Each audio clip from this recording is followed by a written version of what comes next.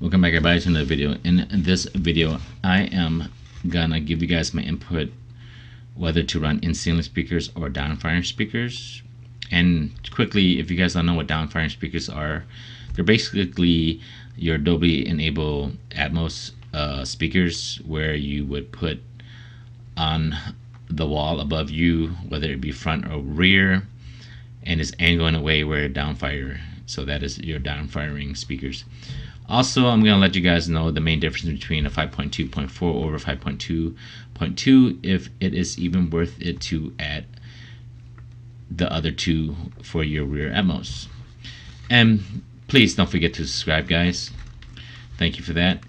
And in case you didn't know what all of the 0.2.2 means and all that, simply the 5 is your main floor speakers. The 0.2 is whether you use one sub or two, and the 0.4 is your high channels, the number of speakers you place above you.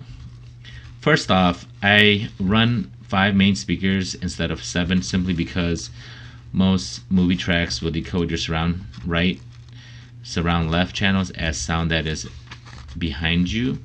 If you run a 7.2.4, your surround channels will become your side surrounds, and your surround backs left and right will then replace the surrounds left and right behind you.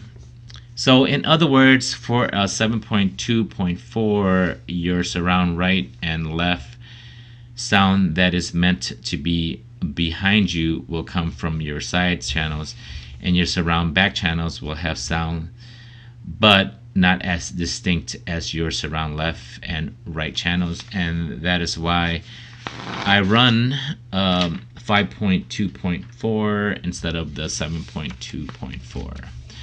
Until that changes, the 5 main speakers that I run is plenty enough for me. Sometimes less is more.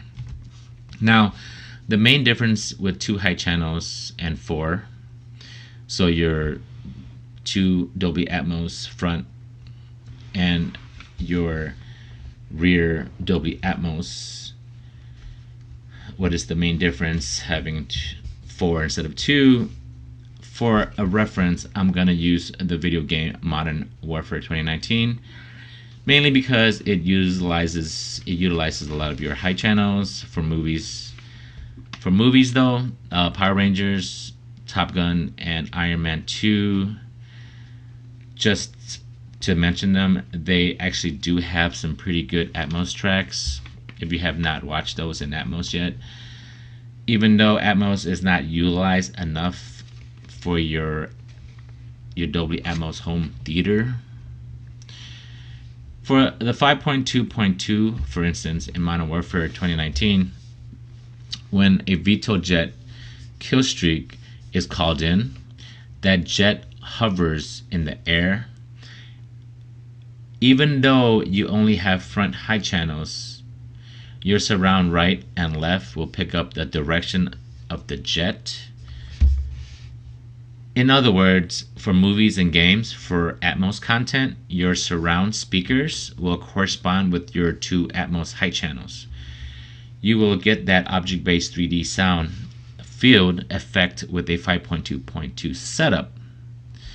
That being said, sometimes when a jet is hovering in the air and then I turn my character the other direction, I get no sound coming from the jet. It is non-existent until I face my character towards it again. But typically, your surrounds left and right should pick it up, except the sound would be coming from the floor level instead, of course. That is for the 5.2.2. Now, for a 5.2.4, in the same scenario, the difference is this time when I run the opposite direction away from the VTOL jet, I get that effect that the jet is up there behind me as I run away from the jet. So a 5.2 5.2.4 is ideal, but it really is not necessary for movie tracks, in my opinion. Now, it is only worth it for a 5.2.4 if you are a gamer like me, and if you have or plan to run Aura 3D, where you can upmix Aura 3D instead of Dolby Atmos.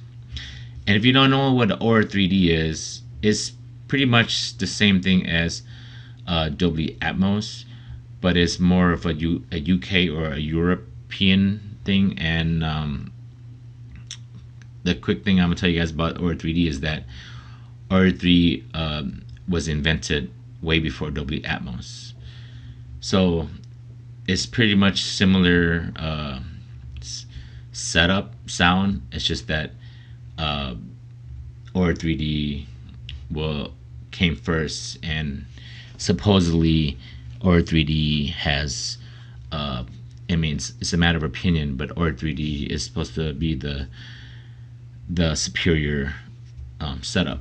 But anyways, so a 5.2.2 for normal movie watching is all you need. So if you're wondering if you need to have, well, that's it for the difference for those 5.2.2 and 5.2.4. Now moving on to, if you are wondering if you need to have in-ceiling speakers to optimize your Dolby Atmos experience, you do not. So ideally you want to have in-ceiling speakers or Atmos channels that is on your wall downfiring. Now, of course, if you have no choice, if you have Dolby enabled Atmos speakers, you can upfire them, but ideally it's better to have either in-ceiling speakers or downfiring capabilities where you put your Atmos channels in your front presence, which is above you. But as far as in-ceiling versus your downfiring speakers, I do recommend for the placement of your high channels up above for your front or rear presence downfiring is the optimal setup, in my opinion, over the in-ceiling version of it setup. So in other words, for your high channels, setting it up as a downfiring versus in-ceiling, in my opinion, will create a better object-based 3D sound field, as the way Aura 3D speaker layout is recommended, even if you're only running Atmos. Now remember that this is just my preference and opinion, nothing against in-ceiling Atmos channels. In my perspective, the reason why I say this is that, for instance, if you have an in-ceiling front Atmos and a rear Atmos, your angle mainly is downwards towards the floor. For downfiring front and rear Atmos, the angle is both inwards towards the listener's position, which in my opinion would give you the better object-based 3D surround. If you have a different perspective, feel free to comment below, but that pretty much wraps it up for this video, and please subscribe, and thanks guys for tuning in.